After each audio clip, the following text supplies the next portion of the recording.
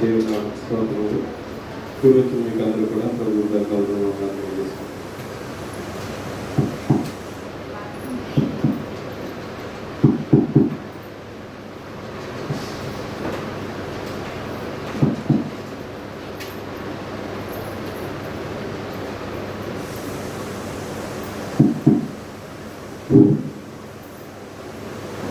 ప్రార్థన చేసుకుని వాక్యం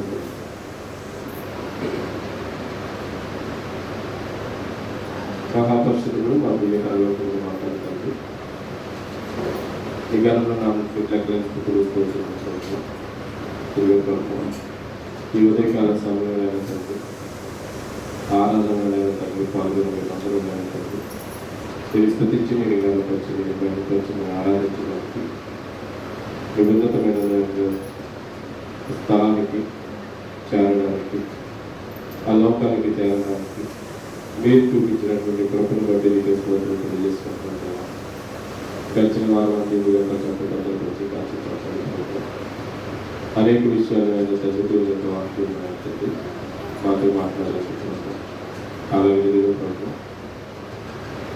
ఈ సమయంలోనైనా తండ్రి నిలబడింది మేమైన కొరకు ఈ యొక్క పరిశుద్ధాత్మ ప్రేరణ ద్వారా మీరు మాతో ఏవేవి మాటలు ఏవేవి సంగతులు మాట్లాడాలని అనుకుంటున్నారు మాట్లాడలేను తండ్రి. మమ్మల్ని నేను తండ్రి జ్ఞాపకం చేసి అమూల్యమైనటువంటి విలువైనటువంటి నేను తండ్రి వెలపెట్టలేని పరమైనటువంటి నేను తండ్రి మాకు ఇచ్చినటువంటి రక్షణ నేను తండ్రి మేము నిర్లక్ష్యం చేయకుండా ముందుకు కొనసాగడానికి మీరు ఇచ్చినటువంటి కృపను బట్టి మీకు స్తోత్రం తెలియజేసుకుంటున్నాను తండ్రి. వెనుకలు చెవి గ్రహించిన మనస్సు ఇక్కడ కూడి వచ్చిన మాకు అందరికీ సహాయంగా ఇచ్చేది త్వరగా రానటువంటి యేసుక్రీస్తు ప్రభువును సంతోషం తండ్రి. ప్రభువైన యేసుక్రీస్తు నామములో మీకు అందరూ కూడా హృదయాస్తుతులు చెల్లిస్తూ దేవుని నామానికి హృదయాస్తుతులు చెల్లిస్తూ మీకు అందరూ కూడా 100 రూపాయలు బంధనాలు తెలియజేసుకుంటారు. వాక్యం వినేటప్పుడు చాలా జాగ్రత్తగా ఉంది.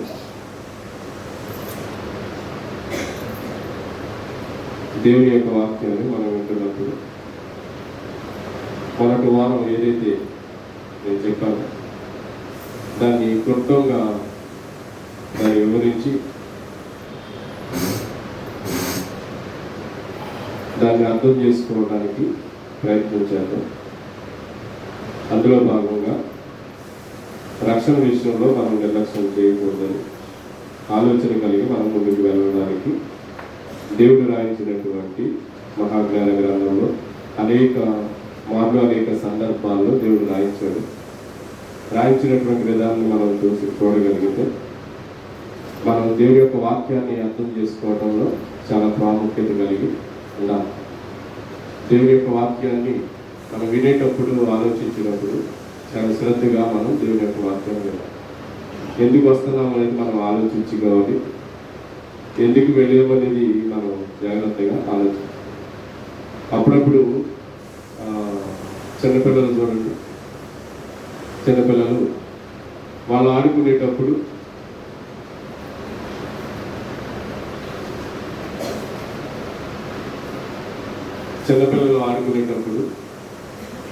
ఎక్కువగా ఆ యొక్క సందర్భాలు ఎక్కువగా చిన్నపిల్లలతో పంచుకుంటారు.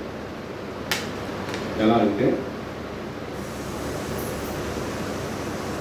ఇప్పుడు వాళ్ళు చేసినటువంటి పని ఏదైతే ఉంటుందో చిన్నపిల్లలు చేస్తున్నటువంటి చిన్న పని అయినా అంటే ఇప్పుడు ఏదైనా ఒక వస్తువు తేవాలంటే ఒక ఇసుక ఒక చోటకు మోయాలంటే వాళ్ళు చేస్తున్నటువంటి మనం గిన్నెలతో తెస్తాం.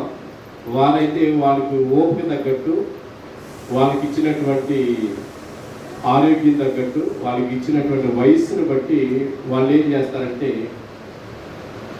స్పూన్లతోటి గ్లాసులతోటి గిన్నెలతోటి ఇలా ఏదైతే మోసి వాళ్ళు వాళ్ళ ఫ్రెండ్స్కి చెప్పడానికి ప్రయత్నం చేస్తారు.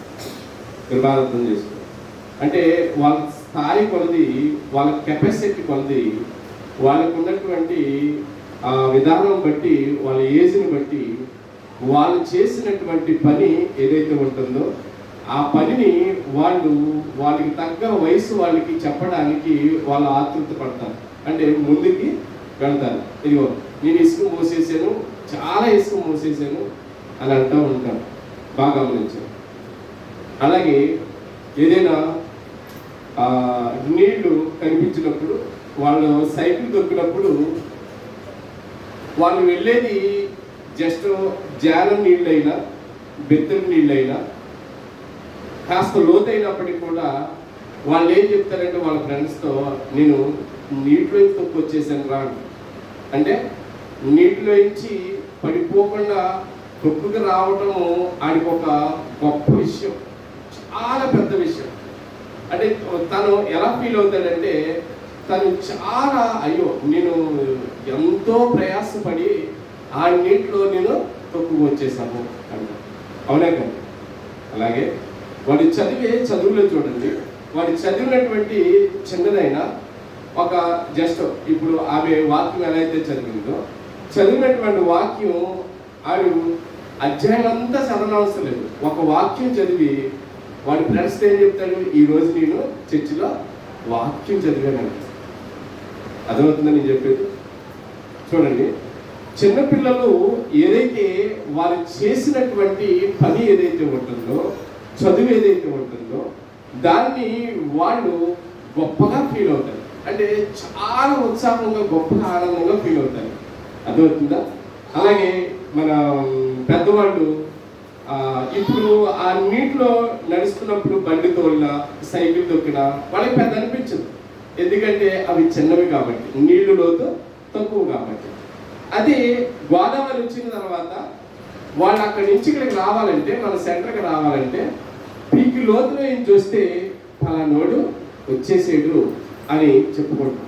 అలాగే తను కూడా ఏమంటాడంటే, నేను అక్కడి నుంచి ఇక్కడి వరకు ఒడున్నా కానీ ఏమైనా సరే నేను వచ్చానని చెప్పి వాళ్ళ ఇంట్లో వాళ్ళతో, వాళ్ళ బంధువులతో అందరితో కూడా గోదావరి వచ్చినటువంటి ఆ సందర్భంలో తాను చేసినటువంటి ప్రయాస ఏదైతే ఉంటుందో, రావడానికి కష్టపడినటువంటి కష్టం ఏదైతే ఉంటుందో తను చెప్పుకుంటాడు. సపోజ్ చిన్న ప్లాస్టిక్ బొమ్మ కొనుక్కుని చిన్నపిల్లవాడు నేను లారీ కొనుక్కున్నాను అని అంటాడు. అవునా కదా? ఏమంటాడండి? నేను లారీ కొనుక్కున్నాను అంటాడు. వాడు లారీ కొనుక్కుని అంత ఉత్సాహపడిపోతే చిన్న సైకిల్ కొనుక్కుని తను సంతోషపడుతూ ఉంటాడు. చిన్న సైకిల్ తనకున్నంతలో. అలాగే పెద్దవాళ్ళు కూడా మోటార్ సైకిల్ కొనుక్కున్నారనుకో, తను కూడా చాలా సంతోషపడతారు. అంటే ఇక్కడ నేను చెప్పేది ఏంటంటే, చాలా జాగ్రత్తగా ఆలోచించగలిగితే మనం వయసును బట్టి మన మైండ్ సెట్ మారాలి. అంటే మన బుద్ధిని బట్టి, మనకిచ్చినటువంటి తెలివితేటలను బట్టి, మనం చదివే చదువైనా, మనం ఆడే ఆటలైనా, సపోజ్ మనం నడుస్తున్నటువంటి విధానమైనా, అంటే లోకంలో మన యొక్క ప్రణాళిక, మన నడవడిక, మన ప్రవర్తన అంతా కూడా ఎలా ఉంటుందంటే వయసును బట్టి మనం ఆటోమేటిక్గా మన మాటలు కానీ, మన చేష్టలు కానీ మనకు తెలియజేస్తూ ఉంటాయి. పిల్లలు కానీ, పెద్దలు కానీ, ఎవరైనా సరే. అంటే వయసుకి తగ్గటువంటి సబ్జెక్టులు ఉంటాయి, వయసుకి తగ్గటువంటి ఆలోచన ఉంటుంది. చాలా జాగ్రత్తగా. ఎప్పుడైతే దేవుడు మనల్ని ఇలా ఆలోచింపచేసే వాక్యాలు కానీ, మాటలు కానీ ఎక్కడ దొరుకుతాయంటే దేవుని యొక్క సన్నిధిలో మాత్రమే మనకి కనబడుతుంటాయి. మీరు ఎక్కడ చూడండి, మీరు ఇప్పటి వరకు ఇలా మేము విన్నామండి అన్నవారు చేతులు ఎత్తండి. మేము ఇప్పటి వరకు మేము ఎక్కడ వెళ్ళలేదండి, ఇక్కడే ఫస్ట్ టైం విన్నామండి ఇంత ఎవరున్నదో అని వాళ్ళు ఆలోచించడం. బాగా మీరు చేతులు ఎత్త అవసరం లేదు, కానీ మీ హృదయాన్ని మీరు ప్రశ్న వేసుకుని మీరు అనుకుంటే ఇంత వివరంగా, అంటే ఇంత చక్కగా ఆలోచించేటటువంటి జ్ఞానాన్ని దేవుడు మన సంఘంలో ఇచ్చాడని మీరు అనుకుంటారు, లేకపోతే నా అదృష్టం అనుకుంటారు, ఏమనుకుంటారో అది మీ మీదే వదిలేస్తారు. అర్థమవుతుందా నేను చెప్పేది? అంటే రక్షణ అనేది చాలా ప్రాముఖ్యమైనది. ఏ వయసును బట్టి ఆ వయసుకు తగినట్టుగా దేవుడు ఏర్పాటు చేస్తాడు. ప్రతి పని కానివ్వండి, ఆట కానివ్వండి, చదువు కానివ్వండి, తన యొక్క వృత్తి కానివ్వండి, ఏదైనా సరే తన వయసును బట్టి దేవుడు తన యొక్క జ్ఞానాన్ని, తన యొక్క మైండ్ సెట్ని బట్టి తనకి జ్ఞానాన్ని ఇస్తాడు.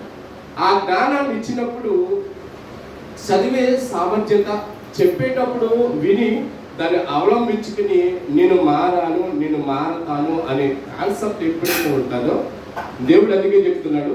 ఎప్పుడు కూడా దేవుడు ఇలా వివరిస్తున్నటువంటి ఆలోచన బట్టి బాబు ఎలా వచ్చాడు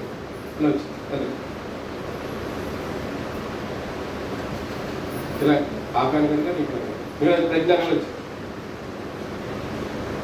చదువు.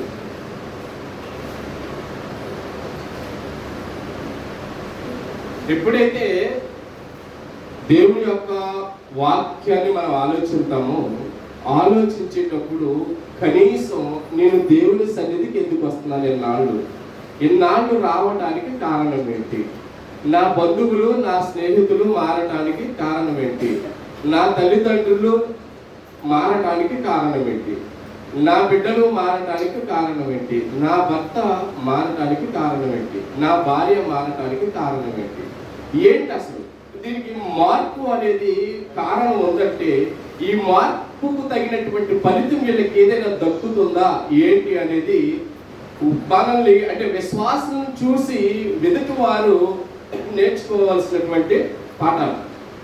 అంటే మన జీవితాన్ని చూసి వారి యొక్క జీవితాన్ని సరి చేసుకోవాల్సినటువంటి బాధ్యత కలిగినటువంటి బ్రతుకులు. ఈ బ్రతుకులతో మనం ఉన్నప్పుడు ఎందుకు ఇంత గుచ్చి చెప్తున్నానంటే ఆ రోజుల్లోనే యేసుక్రీస్తు ప్రభులు వారు తన యొక్క ఉన్నతమైనటువంటి లోకానికి అనగా పరలోక రాజ్యం చేరడానికి ఆయన ఎన్నో మార్గాలు చూపించాడు మనందరికీ.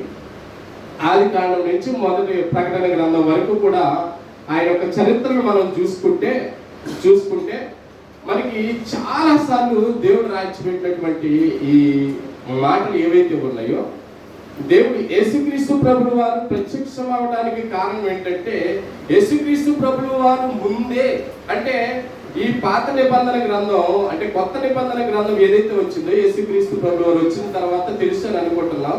కానీ మనం రక్షణ అనే విషయం, మార్పు అనే విషయం ఎప్పుడో దేవుడు రాయించి పెట్టాడు. ఎలా అంటే అబ్రహాము గారి యొక్క జీవితంలో జాతికలండి.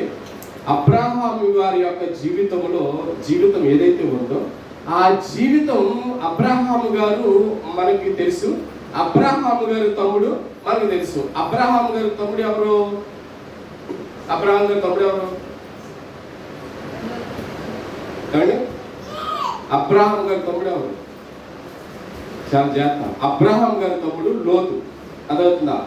ఈ అబ్రహాం గారికి లోతుకి జరుగుతున్నటువంటి సంఘటనలో ఈ ప్రయాణంలో లోతు గారు ఒకనొక సందర్భంలో ఆయన ఏం చేశాడంటే ఆయన చెరపట్టబడ్డాడు. లోతు గారు ఈ చెరపట్టబడినప్పుడు లోతు గారు చెరపట్టబడినప్పుడు అబ్రహాం గారు విడిపించడానికి వెళ్ళాడు. విడిపించడానికి అబ్రహాం గారు వెళ్ళినప్పుడు చూడండి చూడకండి. ఆ జాతకంగా ఒక్క 30 గంట కరెక్ట్గా చాలా జాతకంగా తొందరగా చెప్తాను. చాలా సబ్జెక్ట్ ఉంది, అవసరం అవుతుంది, లేదంటే మరలా నెక్స్ట్ వీక్ దీన్ని కంటిన్యూ చేస్తాం. ఎప్పుడైతే అబ్రహాము గారు లోతుని విడిపించడానికి, రక్షించడానికి, కాపాడడానికి అబ్రహాము గారు వెళ్ళారో అబ్రహాము గారు వెళ్ళినటువంటి సందర్భం ఏదైతే ఉంటుందో ఆ సందర్భాన్ని ఒకసారి మీకు జ్ఞాపకం చేసి ముందుకు వెళ్ళడానికి ప్రయత్నం చేస్తాను. ఆదికాండం 14వ అధ్యాయము చాలా జాతకంలో ఆదికాండం 14వ అధ్యాయము 14వ అధ్యాయము 18వ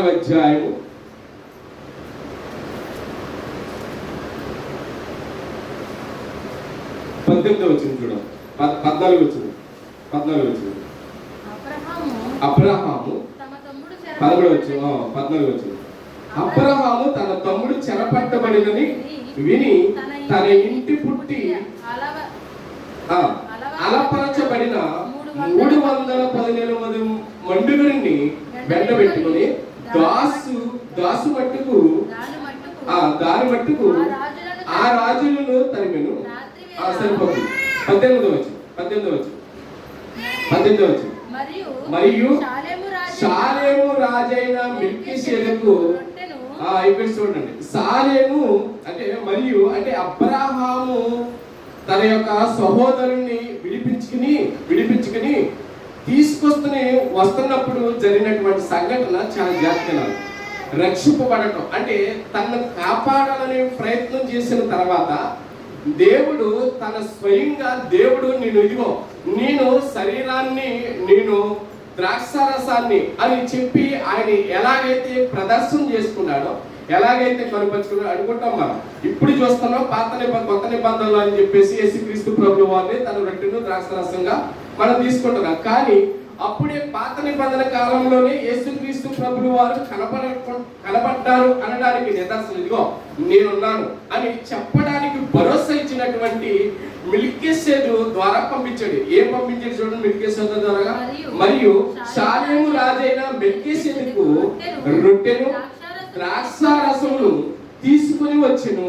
ఎవరు? మెల్కీసెదెకు రొట్టె ద్రాక్షారసం తీసుకొచ్చాడు. జాగ్రత్త, రొట్టె ద్రాక్షారసం ఈ రెండు ఎంత ప్రాముఖ్యమైందో, ఎంత ప్రధానమైందో అంటే లోకంలో ఉన్నప్పుడు జరిగినటువంటి సంఘటనలు తనని అంటే లోతును కాపాడుకుని తన సహోదరుడు లోతును తీసుకొస్తున్నటువంటి సందర్భంలో తీసుకొచ్చిన ఆయనకి దేవుడు పంపించినటువంటి రొట్టె ద్రాక్షారసం.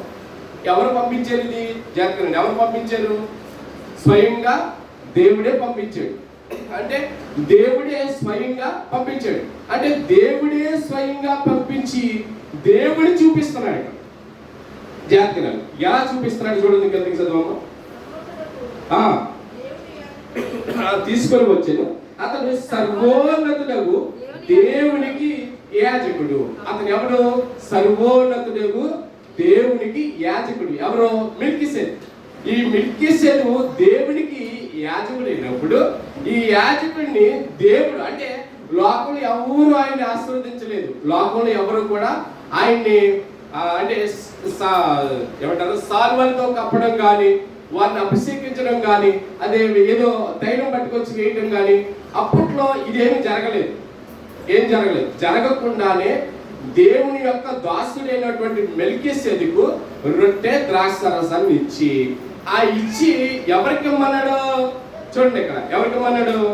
అప్పుడు అతను అబ్రాహామును ఆశీర్వదించి ఆకాశములకు భూమికి సృష్టికర్తయును సర్వోన్నతుడైన దేవుని వలన అబ్రాహాము ఆశీర్వదింపబడును గాక అనియు నీ శత్రువులను నీ చేతికి అప్పగించిన సర్వోన్నతుడగు దేవుని స్తుతింపబడును గాక అని చెప్పాను. చూడండి, ఎప్పుడైతే అబ్రాహాము దీవించాడు, ఎప్పుడు దీవించాడు? అబ్రాహాము లోతుని సంరక్షించి కాపాడి తీసుకొచ్చిన తర్వాత ఆయనకి ఇచ్చినటువంటి బహుమానం ఏదైనా ఉంది అంటే రక్షణ అనేది ఆయనకి ఇచ్చాడు. ఆ రక్షణ ఎలా వచ్చిందంటే మెల్కీసెదెకు ద్వారా అతను దాసుడైనటువంటి మెల్కీసెదెకుకి రొట్టె ద్రాక్షారసం ఇచ్చాడు. ఇప్పుడు మనం ఏమనుకుంటున్నామంటే ఆ కాలంలోనే తప్ప ఈ కాలంలో లేదు అని అనుకుంటున్నాం. లేదనుకుంటున్నాం. మరి అలాంటప్పుడు దేవుడు ఆశీర్వదింపబడినటువంటి మెల్కీసెదెకు ఎక్కడి నుంచి వచ్చాడు? దేవుడే ఆశీర్వదించాడు. దేవుడే యాజకుడిని చేశాడు.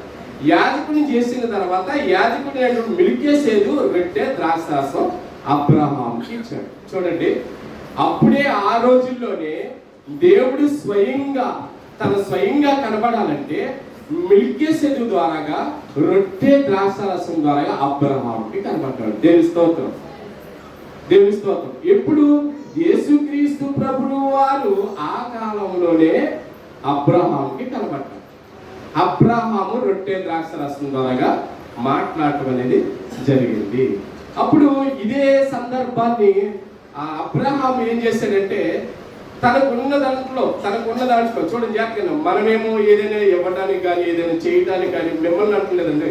అంటే సమాజంలో సహజంగా జరుగుతున్న సంఘటన ఏంటంటే ఎప్పుడైతే బల్ల అంటే రక్షణ తీసుకొని బల్ల కార్యక్రమంలో పాల్గొన్న వెంటనే చూడండి, మనం అనుకుంటున్న మన పిక్చర్లు మనం అందరం కూడా మెల్కీసెదెకు అప్పట్లోనే ఇప్పుడు 10 వంతు అని మనం కొట్టుకుపోతున్నాం. కానీ ఎప్పుడైతే బల్ల అంటే రొట్టె ద్రాక్షారసం తీసుకున్నటువంటి అబ్రాహాము చేసుకున్నటువంటి తీర్మానం చూడండి ఒకసారి. నేను చెప్తాను మీకు.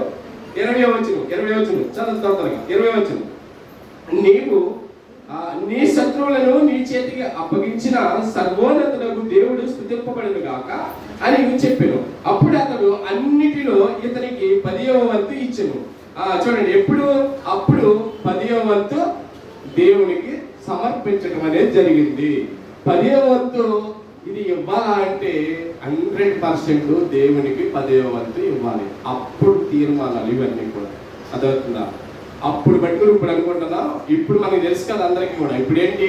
10వ వంతు కాదు, తనను తాను సమర్పించుకోవడమే దేవునికి ఇష్టము. ఈ 10వ వంతులు, 20 వంతులు, 50 వంతులు ఇవి కాదు. 1 వంతు 2 వంతులు కాదు. మీకు ఒక రోజు మనం తింటున్నటువంటి ఆహారం ఏదైతే ఉంటుందో దాంట్లో ఆ కుర్చీలో మనం వేసుకునే గ్లాసులో చిన్న గ్లాసు తీయటం మనకి ఆనవాయి. అలాగే మనం రోజు వంట వండుకున్నప్పుడు మనం తీసి దాస్తున్నటువంటి, అంటే ఒకేసారి మనం ఎలాగా తీయలేము కాబట్టి ఒకేసారి మన మనసు ఒప్పదు కదండి. ఒకేసారి ఇప్పుడు 1,00,000 రూపాయలు వచ్చినాయి మనకి, మన సంపాదనలో మనకు 1,00,000 రూపాయలు వచ్చినాయి ఈ నెల. ఈ 1,00,000 రూపాయల ఆదాయంలో 10,000 ఇస్తావా? ఇవ్వలేదు, ఎవరు ఇవ్వలేదు. కాబట్టి అందుకే అంటున్నప్పుడు ఏమన్నాడంటే, నువ్వు కొంచెం నువ్వు దేవునికి సమర్పించుకోవడం నేర్చుకో అన్నాడు దేవుడు.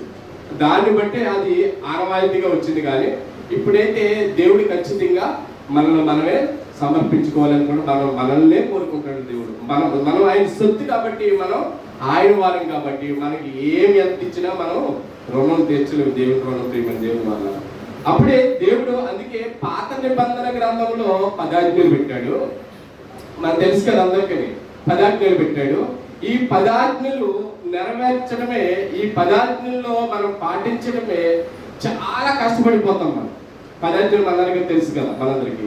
అది ఈ పాత నిబంధన గ్రంథంలో ఈ 10 ఆజ్ఞలు ఆచరించడం అనేది ఎంత కష్టమో దీన్ని దేవుడు ఈ 10 ఆజ్ఞల్ని యేసుక్రీస్తు ప్రభువు వారు వచ్చిన తర్వాత 2 ఆజ్ఞలు కింద చేశాడు. తెలుసు కదా అందరికీ, 2 ఆజ్ఞలు కింద చేశాడు. ఈ 2 ఆజ్ఞలు కూడా పాటిస్తే సరిపోద్ది అన్నాడు. 10 ఆజ్ఞలు ఒకటే జాతకండి, 10 ఆజ్ఞలు వేరు అనుకోకూడదు. 10 ఆజ్ఞలు ఒకటి, ఈ 2 ఆజ్ఞలు కూడా 10 ఆజ్ఞలే.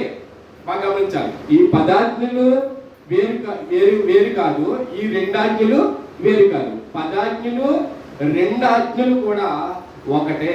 ఈ 10 ఆజ్ఞల్ని 2 ఆజ్ఞల కింద చేశాడు దేవుడు. అది చూద్దాం ఒకసారి, చూసి మీకు ముందుకు కొనసాగుతాం. మార్కు సువార్త 12వ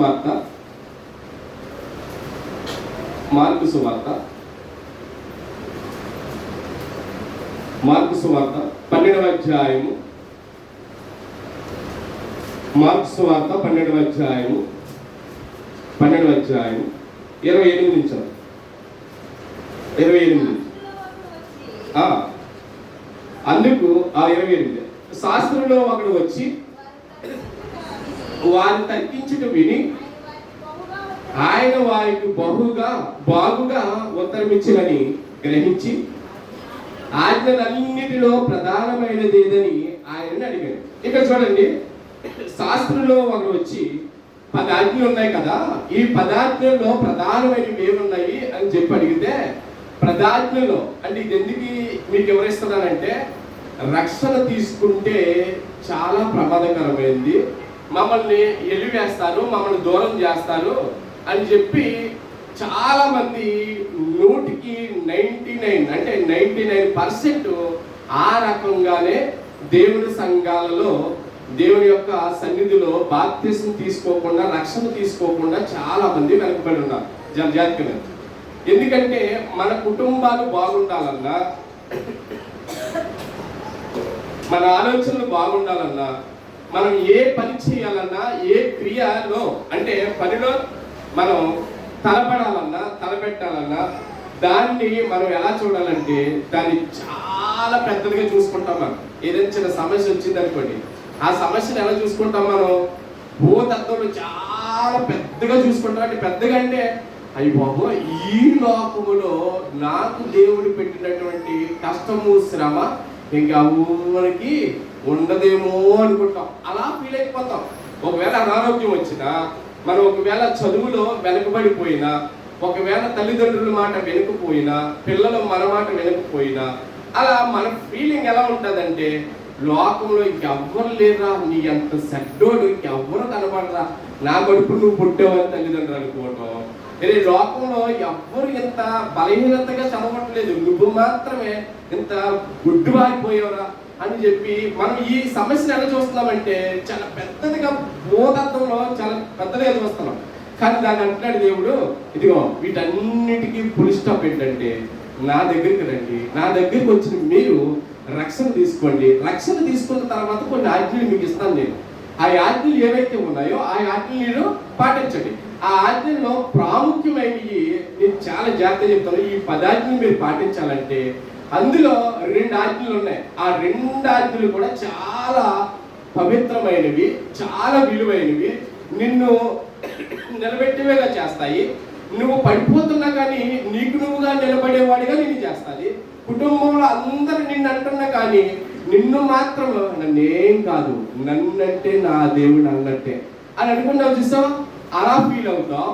ఇలా ఎన్నో సందర్భాల్లో నీ 2 ఆజ్ఞలు కూడా నిన్ను నువ్వు నిలబడేలా నేను చేస్తానని చెప్పి 2 ఆజ్ఞలు దేవుడు ఇచ్చాడు. జాగ్రత్తగా ఈ 2 ఆజ్ఞలు కూడా చదువుతుంటే మీకు ఒక సందర్భం చాలా బాగా గుర్తొస్తుంది. అందుకు యేసు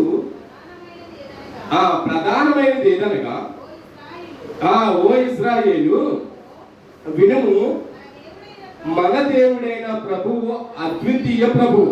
మన దేవుడు ఎలాంటి దేవుడు? చాలా జాగ్రత్తగా, బాప్తిసం తీసుకున్న వారు, రక్షణ తీసుకోలేని వారు కూడా జాగ్రత్తగా. ఎప్పుడైతే అదిగో దేవా నువ్వు అద్వితీయుడైనటువంటి ప్రభువు, నీవు మన దేవుడైన ప్రభువు, అద్వితీయుడైన ప్రభువు, చదవం, నీవు పూర్ణ హృదయముతోను, పూర్ణ ఆత్మతోను, నీ పూర్ణ వివేకముతోను, నీ పూర్ణ బలముతోను నీ దేవుడైన ప్రభువును ప్రేమింపవలెనని అనేది ప్రధానమైనటువంటి మొట్టమొదటమైనటువంటి ఆజ్ఞ.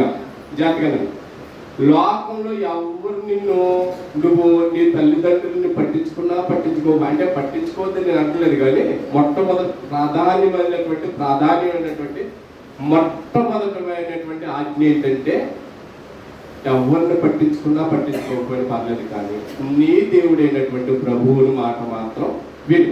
ఎవరి మాట విన్నా వినకపోయినా పర్లేదు, కానీ అది పంపలు మునిగిపోవు, అలాగే నీ జీవితం బాగుపడిపోదు, అలాగని నీ జీవితం నాశనం అయిపోదు, ఏం పర్వాలేదు. కానీ దేవుడు చెప్తున్నాడు చూసావా, మొట్టమొదటి ఆజ్ఞ చాలా జాగ్రత్త.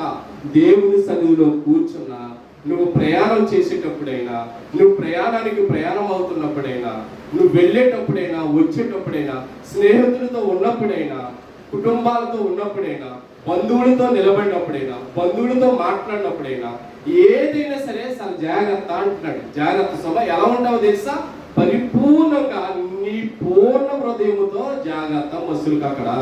తర్వాత ఇంకో మాట అన్నాడు, నీ పూర్ణ ఆత్మతో, నీ పూర్ణ వివేకముతో. అంటే నీ పూర్ణ వివేకం అంటే నీలో ఉన్నటువంటి అవివేకాన్ని తీసివేసి నీలో ఉన్నటువంటి పూర్ణముతో నిండిపోయి దేవుడు నీతో మాట్లాడుతున్నటువంటి సందర్భం జ్ఞాపకం తెచ్చుకోవాలి. దేవుడు నీతో మాట్లాడుతున్నటువంటి మసులుతున్నటువంటి విధానం ఉంటుంది చూసావా, లే టైం అయింది, నడు ప్రార్థనకు నడు అంటాడు, లేకపోతే ఈ వారం వెళ్ళకపోతే చాలా జాగ్రత్త, వెళ్ళాలి అంటాడు, లేకపోతే శనివారం రాగానే రేపు ఆదివారం అని గుర్తు చేస్తూ ఉంటాడు. మరలా అప్పుడప్పుడు పిల్లలు ఆ స్నేహితులు ఫంక్షన్ చెప్పినప్పుడు కానీ, లేకపోతే బంధువులు ఫంక్షన్ చెప్పినప్పుడు కానీ, ఏదైనా సరే ఏదైనా ఆదివారం ఆ ఫంక్షన్ తగిలితే ఖచ్చితంగా నీకు సమయం కుదిరినా కుదరకపోయినా దేవుని సన్నిధిలో ఏకీభవించటమే మొట్టమైనటువంటి పూర్ణ హృదయముతో, పూర్ణ వివేకముతో ఆ సన్నిధిలో కూర్చోవటం నేర్చుకో మొట్టమొదట.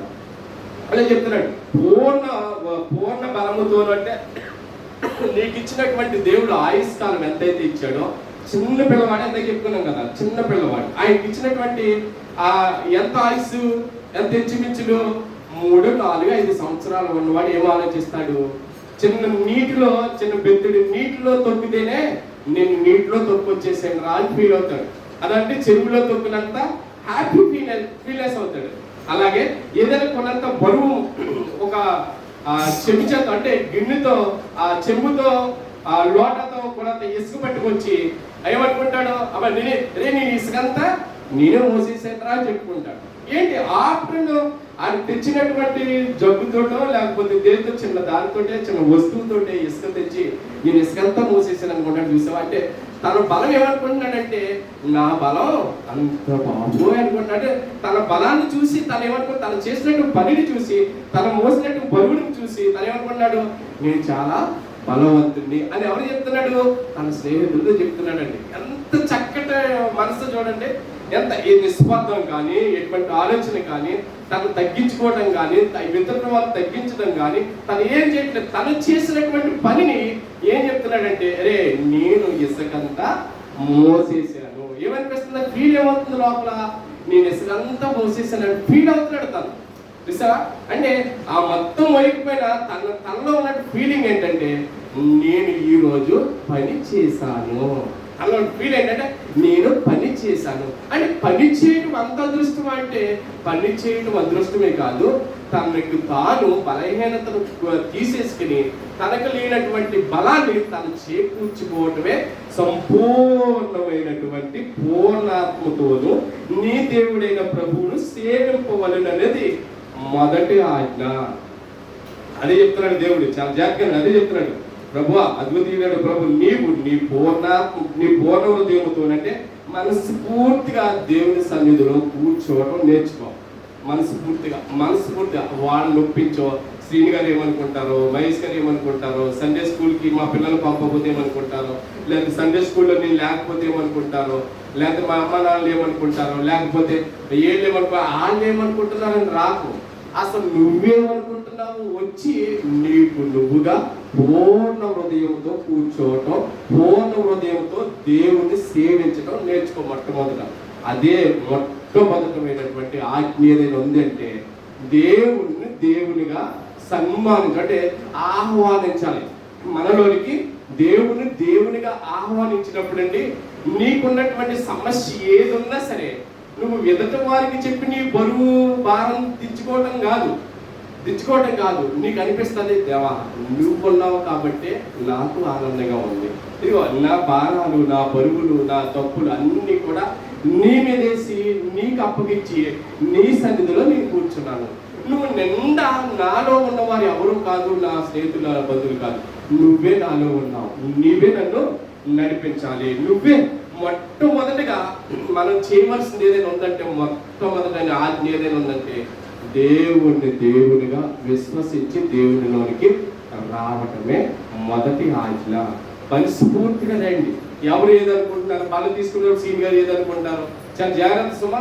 అది చెప్తున్నా. మొట్టమొదటిగా అబ్రహాముని ఆ లోతుని ఎందుకు చూపించానంటే, అబ్రహాముని లోతును కాపాడినటువంటి, అంటే సంరక్షించి తీసుకొచ్చిన విధానం బట్టి అక్కడ మెల్కీసేదు దేవుడు ఆత్మపూర్ణుడే. దేవుని యొక్క ఆత్మీయతతో తను మెల్కీసేదు పొందుకున్న తర్వాత తను మెల్కీసేదుకి ఇచ్చి రొట్టె ద్రాక్షరసాన్ని పంపించాడు. రొట్టె ద్రాక్షరసం ఇచ్చి పంపించిన ఆయన్ని ఎవరో సన్మానించడం కానీ, దండలేయటం కానీ, ఆయన అభిషేకించడం కాదు, డైరెక్ట్ దేవుడే చేశాడు. ఏమని? నా ప్రియ కుమారుడు, అంటే ఆయన కాదు, నా ప్రియ సహోదరుడు, ఈయన నిజమైనటువంటి సేవకుడు మెల్కీసేదు అని చెప్పి ఆయన్ని దేవుడు ఏర్పాటు చేసుకుని క్రీస్తునే ముందు ఆయనకి కనబడేటట్లు చేశాడండి. చూడండి, ఎప్పుడు వచ్చాడు క్రీస్తు? జాగ్రత్త, ఎప్పుడు వచ్చాడు క్రీస్తు? కొత్త నిబంధనలో క్రీస్తు వచ్చాడు. అంటే క్రీస్తు పూర్వం 2026 సంవత్సరాల క్రితం క్రీస్తు వచ్చాడు. అదే మాటల్ని క్రీస్తు వచ్చిన ఆ సందర్భాన్ని దేవుడు అప్పుడే ఎవరికి? అబ్రహాం గారికి కళ్ళకు కట్టినట్టు చూపించాడు. ఆ చూపించిన ఆయన ఈ రోజు ఏమంటున్నాడంటే, జాగ్రత్త, 10 ఆజ్ఞల కన్నా ఈ 2 ఆజ్ఞలు చెప్తున్నాం జాగ్రత్త. ఈ 2 ఆజ్ఞలు చాలా ప్రాముఖ్యమైనవి. 10 ఆజ్ఞలు ఎంత ముఖ్యమో, ఈ 2 ఆజ్ఞలు ఆనుకున్నవాడు, నేర్చుకున్నవాడు, అనుభవరీతులు ఎవరైతే ఉంటారో, ఈ 2 ఆజ్ఞల్లో పాల్గొన్నవారు ఎవరైతే ఉంటారో, ఈ 2 ఆజ్ఞలు తీసుకున్నాడు 10 ఆజ్ఞలతో సమానం అంటున్నాడు. ఆ 2 ఆజ్ఞల గురించి రెండవదిగా మాట్లాడుతున్నాడు. చూడండి, రెండవది 31 వచనం. 31 రెండవది, నీవు నిన్ను వలె నీ పొరుగు వారిని ప్రేమింపవలెనని అనున్నది రెండవ ఆజ్ఞ. ఏంటంట? నిన్ను వలె నీ పొరుగు వారిని ప్రేమించడం నేర్చుకోవాలి. ఎప్పుడైతే నీ పొరుగు వారిని ప్రేమించడం నేర్చుకుంటామో, అంటే పొరుగువారు అన్నాడంటే చాలా జాగ్రత్తగా రాదు. పొరుగువారు అన్నాడంటే మనం అనుకుంటాం మన ఇంట్లో ఉన్నవారే మన బంధువులే మన వాళ్ళు అనుకుంటాం, మన స్నేహితులే మన వాళ్ళు అనుకుంటాం. ఇంకా బాగా చెప్పుకోవాలంటే నా ఇంట్లో నా భార్య, నా పిల్లలు, నేను, మా అమ్మ, నాన్న, వీరు మాత్రమే నా బంధువులు నా వారు అనుకుంటాను. ఎప్పుడు చూడండి, మీరు సహజంగా సమాజంలో మీరు ఆలోచించేది ఏంటంటే నాకెందుకు చెప్పలేదు నా బంధువులు నా స్నేహితులని, ఇలా ఎప్పుడైతే కలుపుకుంటానో నా వారు అని అంటున్నాడు. పొరుగు వారిని ప్రేమించడం నేర్చుకో అన్నాడు. మనం అనుకుంటున్నాం పొరుగు వారు అనగానే బయట వారు అనుకుంటున్నాం, కానీ నిజంగా వాస్తవంగా చెప్పాలంటే పొరుగు వారంటే నీ ఇంట్లో ఎవరైతే దేవుని యొక్క వాక్యం గురించి తెలియదో, దేవుని నమ్ముకోలేని వారు ఎవరున్నారో వారు కూడా పొరుగు వారి కింద లెక్క. అర్థమవుతుందా నేను చెప్పింది? దేవుడు అంటున్నాడు నీ పొరుగు వారంటే నీ ఇంట్లో నీ వారు అనుకుంటున్న వారు నీ వారు కాదు, వాళ్ళు పొరుగు వారే. ఎందుకంటే క్రైస్తవ జీవితంలో దేవుని మనస్ఫూర్తిగా ఆనుకొని వారికి ఏ కష్టం వచ్చినా, అంటే పొరుగు వారిని బయట ఎక్కువ చూసుకుంటూ ఉంటాం మనం, కానీ నిజంగా వాస్తవంగా చెప్పుకోవాలంటే మన కుటుంబాల్లో, అంటే క్రైస్తవ జీవితాల్లో కానివ్వండి, మన నిజమైనటువంటి జీవితాల్లో మన కుటుంబాల్లో కానీ వారికి ఏదైనా సమస్య వచ్చినప్పుడు వారిని నేనున్నానని వాళ్ళని ప్రేమించాలి. నీ బిడ్డ, నీ సొంత బిడ్డని నువ్వు ఎంతగా ప్రేమిస్తావో, చిన్న ఏదైనా తగిలినప్పుడు వెలువెళ్ళాడినాయమ్మ నానైనా అని కౌగిలించుకుంటా చూసావా, అదే కౌగిలిత బయట వారి మీద కూడా అదే ప్రేమ చూపించాలి. నువ్వు ఇస్తున్నటువంటి చాక్లెట్, నీ బిడ్డకు 10 రూపాయల చాక్లెట్ తెచ్చామనుకో, బయట వారికి కూడా నువ్వు తెచ్చేది ఎంత, రూపాయి చాక్లెట్ తెస్తావు కాదు, వారికి కూడా 10 రూపాయల చాక్లెట్. అర్థమవుతుందా? ఎందుకంటే బయట వారిని ప్రేమించినటువంటి మామూలు విషయం కాదండి, ప్రేమించలేము కూడా.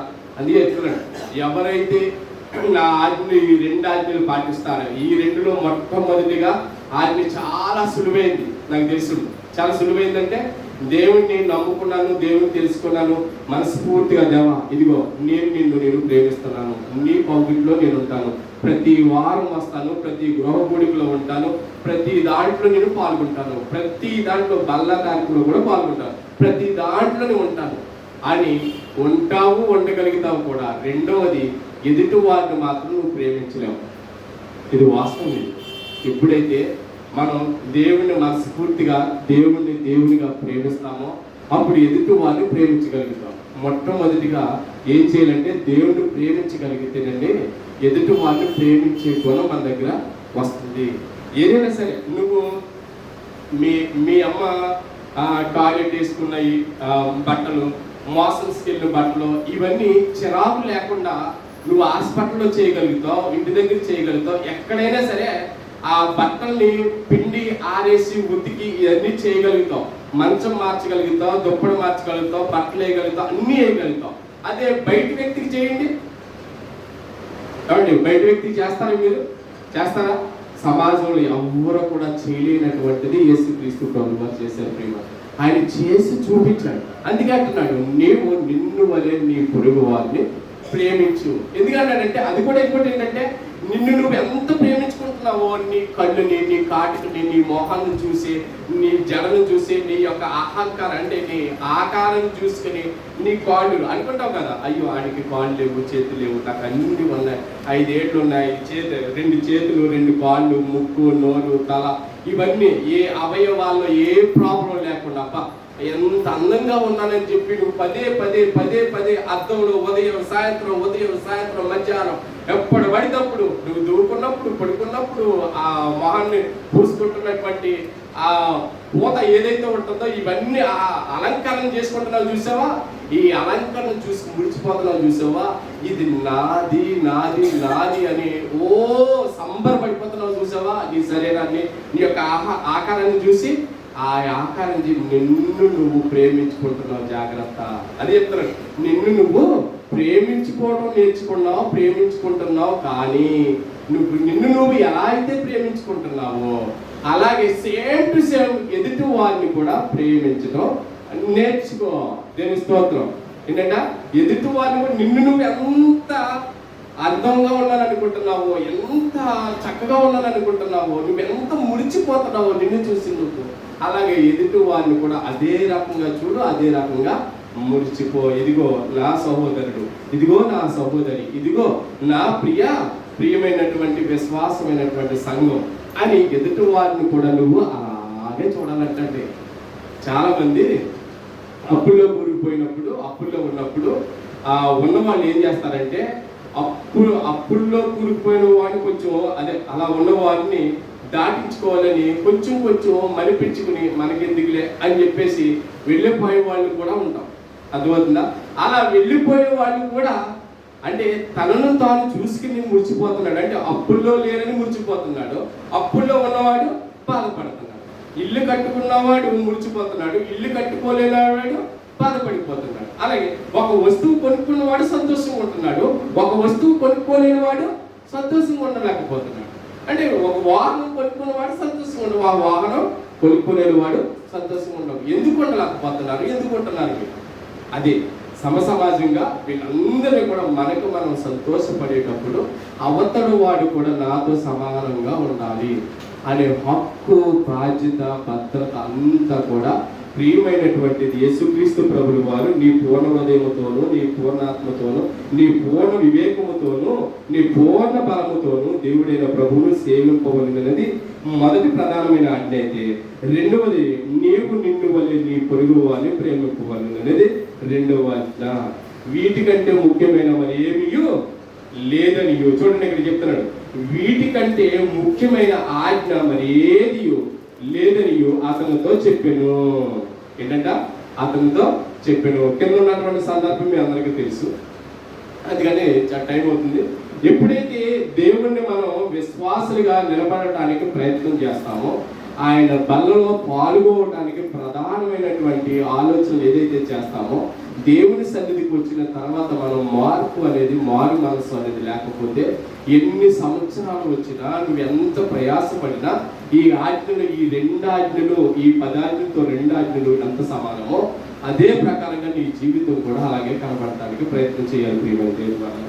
అదే ప్రయత్నంలో అబ్రహాం గారు కూడా ఎలాగైతే దేవుడిని సేవించాడో, దేవుడు తనని మొట్టమొదటి ఆజ్ఞతో ఎలాగైతే తన అబ్రహాముని తనని ఎలాగైతే కాపాడాడో, తనని ఎలాగైతే దీవించాడో, అదే ప్రకారంగా 22వ అధ్యాయం, ఆదికాండం 22వ అధ్యాయం మొదటి దేవుడు అబ్రహామును ప్రేమించిన విధానం మనం చూడగలిగితే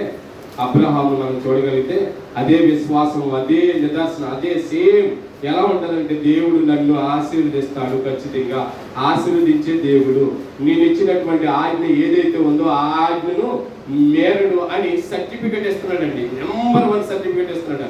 ఆ సర్టిఫికెట్ లో మొట్టమొదటిమైనటువంటి ఆలోచన ఏదైతే ఉందో మనందరికీ తెలుసున్న వాక్యమే.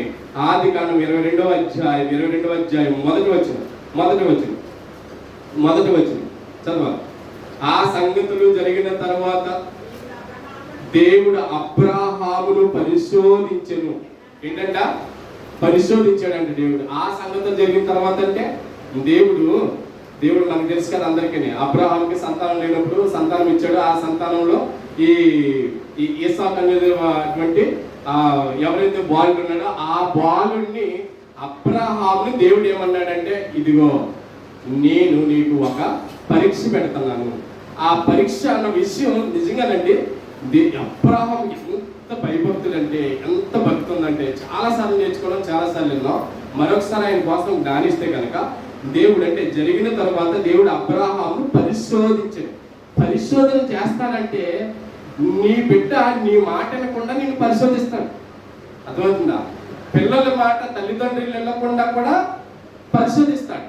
నీ మాట నీ పొరుగు వారు వినకుండా కూడా నిన్ను పరిశోధిస్తాడు.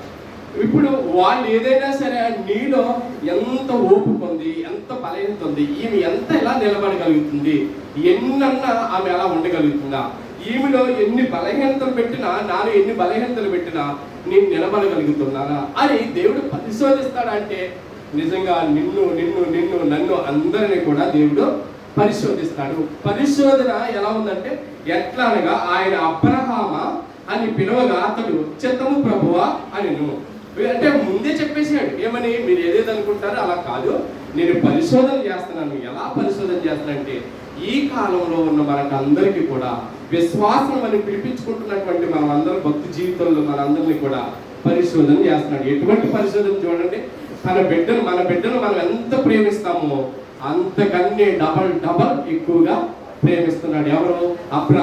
అబ్రహాము ప్రేమిస్తున్నటువంటి చూడండి, ఆయన పిలువగా అతని చిత్తము ప్రభు అని. అప్పుడు ఆయన నీకు ఒక్కడై ఉన్నా, చూడండి జాగ్రత్త, నీకు ఒక్కడై ఉన్న నీ కుమారుని అనగా నీవు ప్రేమించు ఇస్సాకును తీసుకొని మొరియా దేశములకు వెళ్ళి అక్కడ నేను మీతో చెప్పబోవు పర్వతములు ఒకదాని మీద దహన బలి అతనికి నర్పించుకోవలను. తెలుసు కదా మనందరికీ సందర్భం. దహన బలి ఎప్పుడైతే దహన బలి కోరాడో అంటే పరిశోధిస్తున్నాడు, దేవుడు పరిశోధిస్తున్నాడు. ఇదిగో ఇంకా మారట్లేదు నా పిల్లలు ఇంకా మారట్లేదు అని ఒకవేళ నిజంగానే మనం మాట్లాడగలం. చాలా జాగ్రత్త. ఇంకా అనుకుంటున్నావా? ఒకవేళ నా భర్త ఇంకా మారట్లేదు నువ్వు అనుకుంటున్నావా? ఒకవేళ నేను మారట్లేదంటే ఒకవేళ నువ్వు నిజంగా దేవుని సన్నిధికి వచ్చి నిజంగా మనస్ఫూర్తిగా దేవుని సన్నిధిలో ఆరాధనలో పాల్గొంటున్నావా అని చెప్పి దేవుడు అన్నాడు, ఇదిగో ఫలానా రోజుల్లో పురాణకాలంలో నేను అబ్రహాం అనే ఒక భక్తుడు నేను నిలబెట్టాను. ఆయన నేను పరీక్షించాను. ఆయన్ని నేను ఎలా పరీక్షించాను తెలుసా? నీ బిడ్డను నువ్వు ఎంత ప్రేమిస్తున్నావు ఈ లోకంలో, నీ స్నేహితులు నువ్వు ఎంత ప్రేమిస్తున్నావు, నీ బంధువులు నువ్వు ఎంత ప్రేమిస్తున్నావు, అంతకన్నా ఎక్కువగా అబ్రహాము తన కుమారుణ్ణి ప్రేమిస్తున్నాడు. ప్రేమించి ఆయన నేను బలమ్మని అడిగిన తర్వాత ఒక్క మాట కూడా బదులు చెప్పకుండా ప్రయాణానికి కొనసాగాడు. పర్వతానికి వెళ్ళిన తర్వాత మనందరికీ తెలుసు, అలా ఎప్పుడైతే కత్తి వెత్తగానే చెయ్యి వెత్తగానే అబ్రహామా ఆగు అని చెప్పి నేను నిన్ను ఆశీర్వదిస్తున్నానని చెప్పి ఆశీర్వదించాను.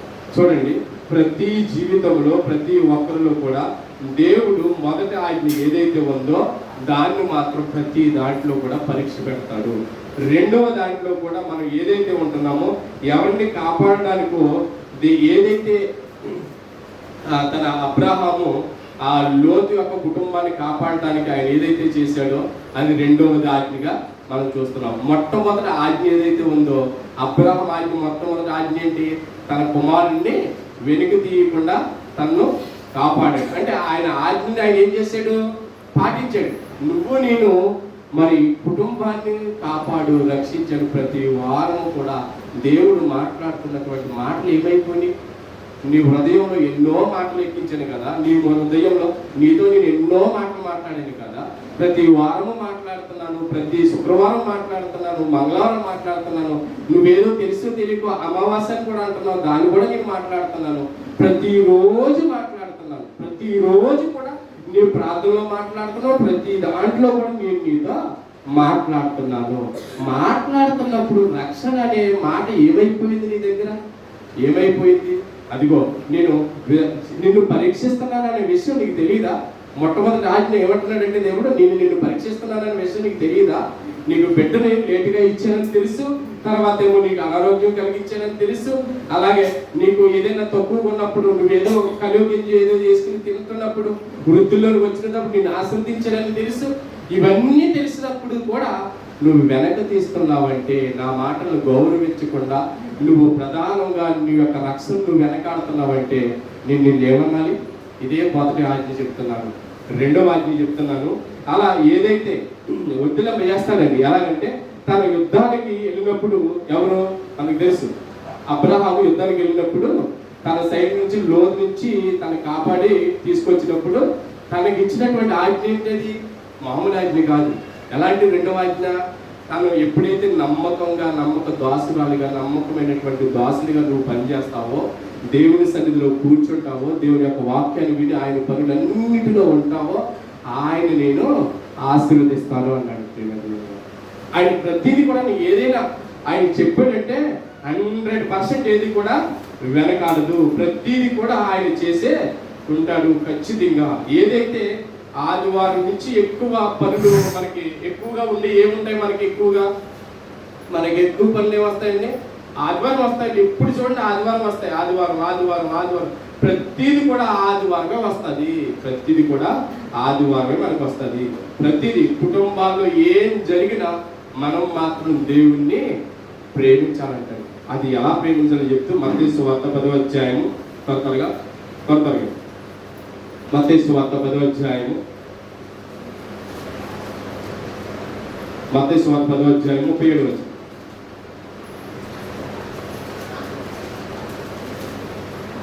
మత్తయి సువార్త 10:37 వచనం.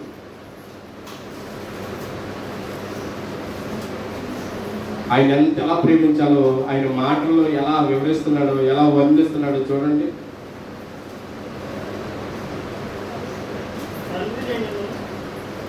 ఇక్కడ చూడండి, తండ్రినైనను తల్లినైనను నాకంటే ఎక్కువగా ప్రేమించేవాడు నా పాత్రుడు కాడు, కుమారునైనను కుమార్తెనైనను నాకంటే ఎక్కువగా ప్రేమించేవాడు నాకు పాత్రుడు కాడు. ఏంటంట చూడండి, నా తల్లిదండ్రులు, నా అమ్మ, నా అక్క, నా చెల్లి, నా తమ్ముడు అని అంటూ ఉంటారు చూసావా. కుటుంబాన్ని ప్రేమించవద్దని అంటలేదు కానీ దేవుడు ప్రేమించడం అంటే మొట్టమొదటి మనం ఏదైతే చదువుకున్నామో మొట్టమొదటిగా ఆయన్ని ప్రేమించాలి. ఆయన ప్రేమించిన వాడు ఖచ్చితంగా అన్నిటికీ కూడా లోబడి ఉంటాడు. మోసకరమైనటువంటి ఆలోచనలు ఏవి కూడా మనిషికి రావు.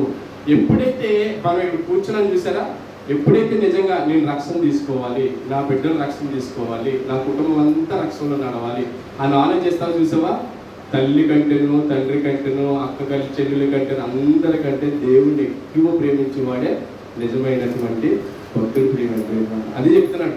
అనుకోవచ్చు మీరు, నీకు బ్రతికినిచ్చిన, నీకు ఇన్ని సంవత్సరాలు, నీకు అంత ఆయుష్కాలంలో నీకు రానటువంటి సమస్య, దగ్గు, రొంప, ఇవన్నీ కూడా, మరి భర్తలు, ఇవన్నీ కూడా చూడండి, భార్యలు, ఇవన్నీ ఎవరిచ్చారు మీకు? దేవుడే కదా. మీరు అనుకుంటే ఏం పెరిగిపోలేదు కదా, దేవుడే. ఏ వయసుకి తగ్గటువంటి ఆలోచన ఆ వయసుకే దేవుడు ఇచ్చాడు. అటువంటి ఆలోచనలు అంటున్నాడు, ఎవరిని మర్చిపోయినా నన్ను మాత్రం నువ్వు మర్చిపోవద్దు, ముందుగా నన్ను మాత్రమే ప్రేమించు. మొదటి యోహాను రాసినటువంటి పత్రిక, యోహాను రాసినటువంటి మొదటి పత్రిక,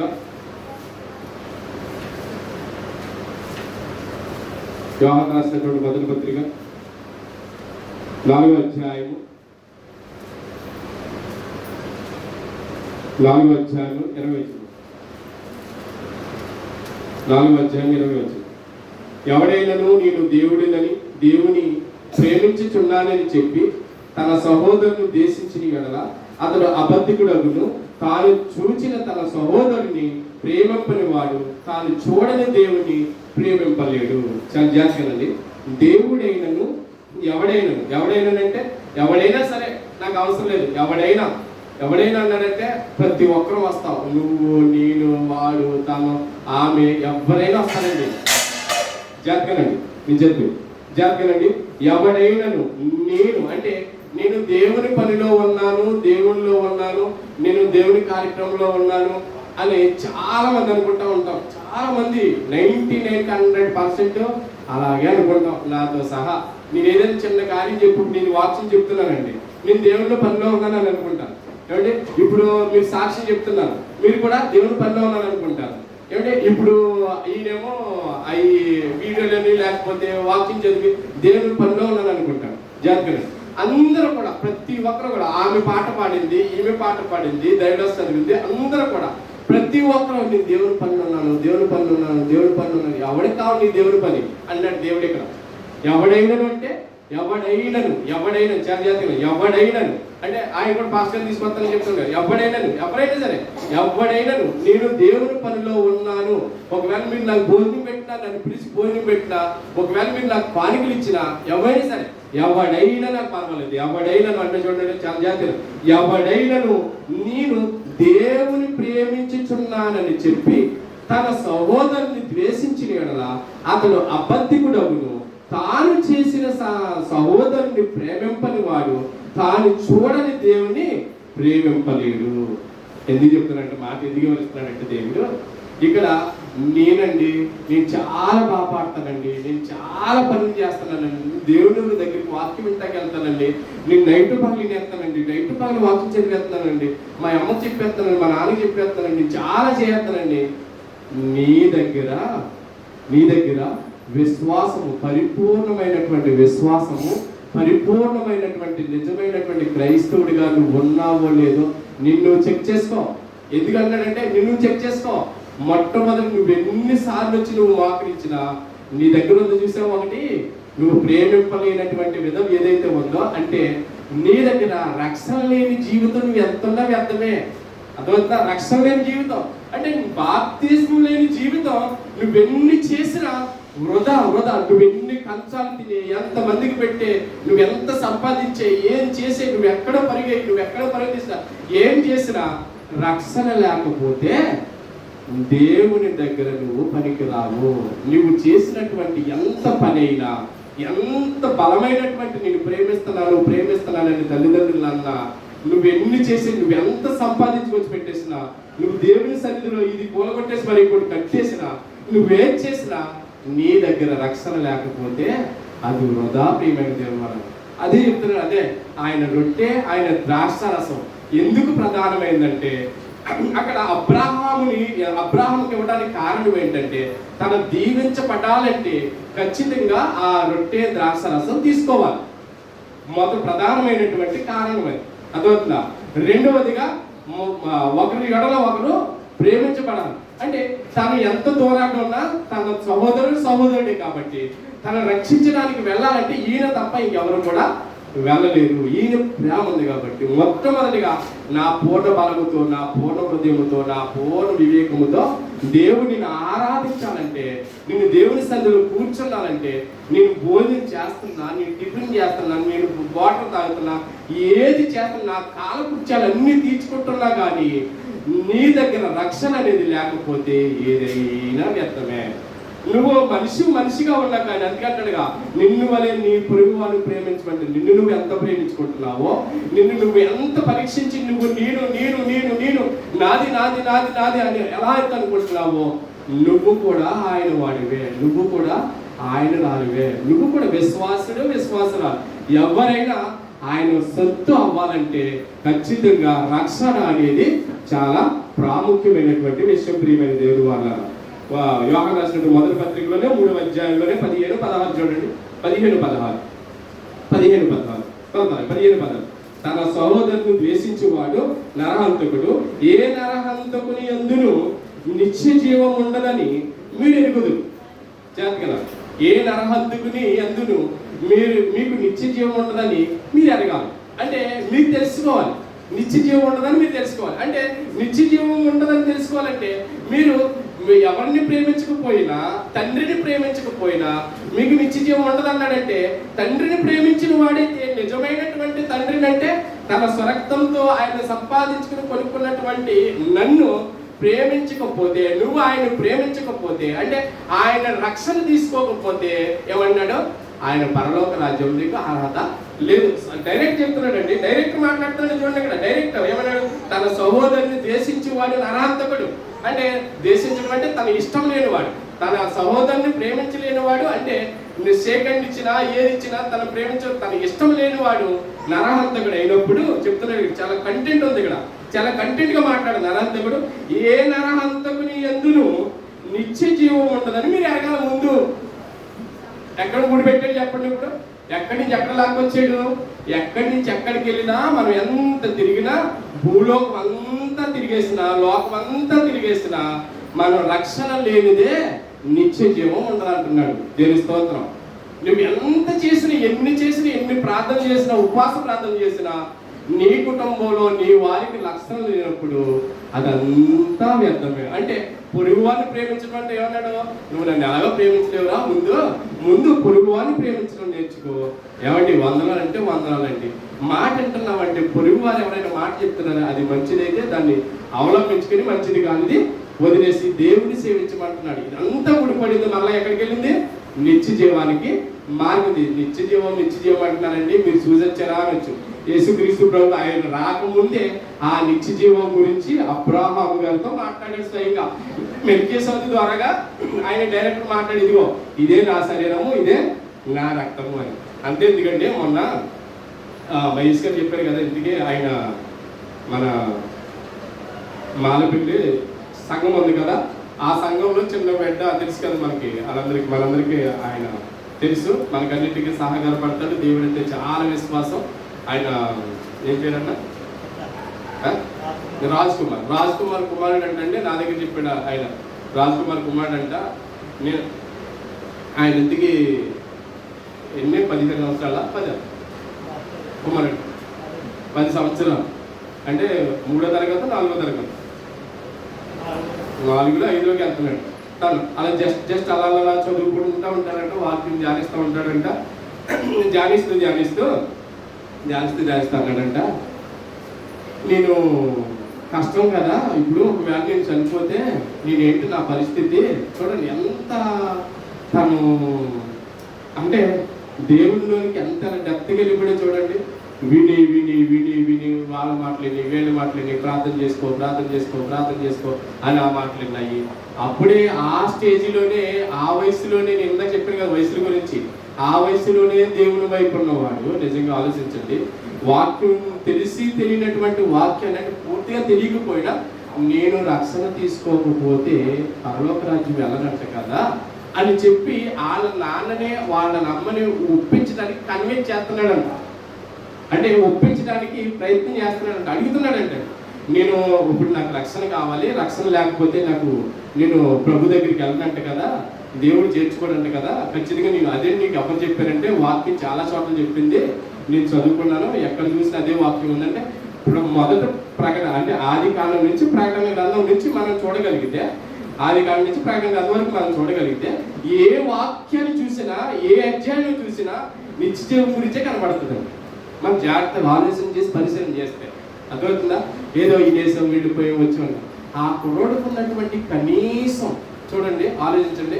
అంటే ఆయన ఏదో బాధలు ఉన్నాడని కాదు, ఎందుకని ఎప్పుడో విన్నటువంటి వాక్యాన్ని జ్ఞాపకం చేసుకుని ఆ పాస్టర్ గారు ఎలా చెప్పారు కదా, ఈ పాస్టర్ గారు ఎలా చెప్పారు కదా, ఇవన్నీ చెప్పారు, నాకు కుదరదు, మీరు నాకు బాప్తిస్మం ఇప్పించాలని పట్టు కూర్చున్నాడంటే. ఇప్పుడు ఏం చేశారు, ఈ వయసులో ఏమీ తెలియదు కదా ఈయనకి, మరి ఏం చేద్దామని 2-3 సేవకులకి ఫోన్ చేసి అడిగారంట.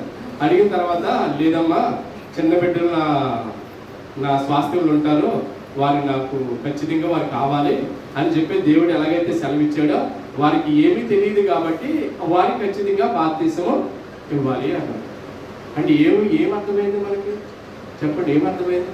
ఇది చిన్న కుర్రోడు 10 సంవత్సరాలు 11-12 సంవత్సరాలు ఉన్న కుర్రోడే దేవుని కోసం అంత ఆతృత పడిపోయి నేను చనిపోతే ఏమైపోతానని బెంగ బాధలు ఉంటే చూడండి, లోకంలో ఉన్న పిల్లల కోసం ఆడుకోవాలి అవి ఆలోచించట్లేదా. నేను చనిపోతే పరలోక రాజ్యం వెళ్ళాలి, పరలోక రాజ్యం ఉందంట, అక్కడికి నేను వెళ్ళాలి, ఖచ్చితంగా దేవుని వాక్యం చెప్తుంది అని చెప్పి దేవుని వాక్యాన్ని చదువుతున్నాడంట. దేవుని స్తోత్రం. ఎంత ఉన్నతమైనటువంటి ఆలోచన అండి నిజంగా. అరుదుగా ఎక్కడో 100కి ఎక్కడో 1 వస్తుందంట అలాంటి ఆలోచన. అలాంటి ఆలోచనలో నేను ఏమాత్రం తగ్గ చెప్పండి. నీ వయసు ఎంత, నువ్వెంత, నువ్వు కూర్చున్నది ఎంత, నీ నడవడికంట, నీ ప్రవర్తన ఎంత. కనీసం ఇన్ని సంవత్సరాల నుంచి వస్తున్నావు, ద్రాక్షరసం తీసుకోవాలి, బల్లల్లో పాల్గొవాలి, అయ్యో రక్షణలో ఉండాలి, రక్షణ తీసుకోకపోతే నేను చేసేదంతా వృధా అంట, నేను వింటున్నాను కదా, ఏంటి నా పరిస్థితి. కనీసం ఎప్పుడైనా మీ ఓడితో కానీ సంఘర్షణ చేసి, లేకపోతే తల్లులు పిల్లలతో కానీ పిల్లలు తల్లులతో కానీ సంఘర్షణ చేశారా? చెయ్యాలండి. ఇటు ఏది మీరు సంఘర్షణ చేసినా అంటే సందర్భాలు మాట్లాడుకుని పర్వాలేదు, కానీ దేవుడి వాక్యం దగ్గరికి వచ్చేటప్పటికి మాత్రం మీరు ఈ మాటలు తప్పనిసరిగా మాట్లాడుకోవాలి. చాలా పవిత్రమైనది దేవుడి యొక్క విలువైనటువంటి మాటలు, చాలా ఉన్నతమైన మాటలు. రక్షణ లేకపోతే మీకు ఉన్నదంతా సున్నా, మీరు వచ్చిందంతా సున్నా, జీరో అంటే జీరోకి వదిలేసిన అంకెలన్నీ వృధా, జీరోకి పైనేసినవన్నీ అమూల్యమైనవి. అంటే యేసుక్రీస్తు ప్రభువు వారు వచ్చిన తర్వాత ఆజ్ఞలు 10 ఆజ్ఞలు, అయ్యో నేను ఎన్ని పాటించాలని కాదు, 2 ఆజ్ఞలు పట్టుకున్నామంటే 10 ఆజ్ఞలు కలిపి 2 ఆజ్ఞల్లో నెరవేరబడతాయి. దేవుని స్తోత్రం. అంతేగాని అయ్యబాబు ఏంటో నేను చదువుతున్నానండి, కొంతమంది ఆలోచనలు ఉంటాయండి, చాలా మంది ఆలోచనలు ఉంటాయి. కొంత నేను ఇంకా చదువుతున్నాను కదండి, చదువు అయిపోవాలి, లేదా నేను ఇంటరో లేదా డిగ్రీ లేదా బీకాము ఇవన్నీ అయిపోవాలండి, అయిపోయిన తర్వాత రక్షణ తీసుకుంటానండి. ఈలోగా నువ్వు ఏమైపోతావో ఎవరికి తెలియదు. దేవుడే తీసుకెళ్ళిపోతే సంపూర్ణంగా బ్రతకొచ్చు కదా, సంపూర్ణ ఉన్నతాల్లో దేవుడితో సహవాసం ఉండొచ్చు కదా. దేవుని రొట్టె బల్లలో బల్లా కార్యక్రమంలో పాల్గొనడం అంటే మామూలు విషయం కాదండి. ఎప్పుడో ఇచ్చినట్టు మెలికేసేదే అబ్రాహాముకి ఇచ్చాడంటే ఇప్పుడు మనం ఎంత చెప్పండి. ఎప్పటి నుంచి ఏ నాటి కాలం నుంచి నడుస్తుంది, అప్పటి నుంచి ఇప్పుడు వరకు నడుస్తుందంటే ఎంత అమూల్యమైంది. విశ్వాసంలో ఉండి మనం అందరం కూడా ఖచ్చితంగా ఆయన యొక్క రక్షణ మార్గంలో మనము ఉండాలి, మనతో బలంగా మన ఇంటి వారిను అందులో ఉండాలి. దేవుని నామమునకు స్తోత్రం కలుగును గాక. ఇటువంటి వాక్యం విన్న మనందరం కూడా మనం మారుదాం. మన యొక్క స్నేహితుల్ని, మన యొక్క బంధువుల్ని, స్నేహితుల్ని మనకు కుటుంబాన్ని ఏదో రకంగా కుటుంబ సమేతంగా ఉన్నటువంటి ఆలోచన అంటే చాలా సంతోషంగా ఉంటాడండి. కోట్లు 10 లక్షలు 10,000 ఉన్నా లేకపోతే పర్లేదు, కానీ ఆ పూటకు తగినటువంటి ఉందనుకోండి చాలా సంతోషం అండి. అటువంటి సంతోషం ఎక్కడ కలుగుతుందంటే దేవుని సన్నిధిలోనే అటువంటి మాటలు కలుగుతాయి. చూడండి, కుమిడిపోతూ ఉంటారు. మనం చెప్పుకున్నాం కదా, నిద్ర ఎందుకు పట్టడం లేదంటే, చెప్పుకున్నాం కదా మన సబ్జెక్ట్ ఎందుకు నిద్ర ఆడతారు లేదంటే. అలాగే ఎవరికి కూడా నిద్ర పట్టదు, అప్పులు బాధని, స్నేహితులు బాధని, అలా ఏయో ఉంటాయి మనిషి. అందుకే నిద్ర మనస్ఫూర్తిగా ఏం లేకుండా పూర్తిగా నిద్రపోవాలంటే, దేవా ఈ రోజు నీది, జరిగినటువంటి రోజు నాది, జరగలేనటువంటి రోజు నీది, కాబట్టి నీకే అప్పగిస్తున్నాను. నాకు ఉన్నటువంటి ఆయుష్కాలం అంతా నీకు అప్పగి, నీ చిత్తం ఏదైందో అదే చేయనైనా. ఇప్పుడు నేను రక్షణ పొందాను అని చెప్పి నీకు ఏ నిశ్చంతం ఏ నిబంధన లేకుండా, నీ వాళ్ళది ఏ చింత లేకుండా నువ్వు నిజంగా అలా బ్రతకగలిగితే ప్రియుడు, దేవుని వల్ల దేవుడు ఇచ్చినటువంటి అనుగ్రహం మనం పొందుకుంటూ ఆ స్వాస్థ్యాన్ని మనం చేరుకోవాలంటే ఖచ్చితంగా దేవుని యొక్క పనిలో మనం ఉండాలని మనస్ఫూర్తిగా మీరందరూ కూడా మనస్ఫూర్తిగా కోరుకుంటూ నా యొక్క వాక్యాన్ని ముగిస్తున్నాను. త్వరగా ముందుకు వచ్చినట్లయితే కొరింథీయులకు రాసినటువంటి మొదటి పత్రిక 11వ అధ్యాయం 23 నేను చదువుతాను. చదివి దాన్ని వివరిస్తూ కూడా కొంచెం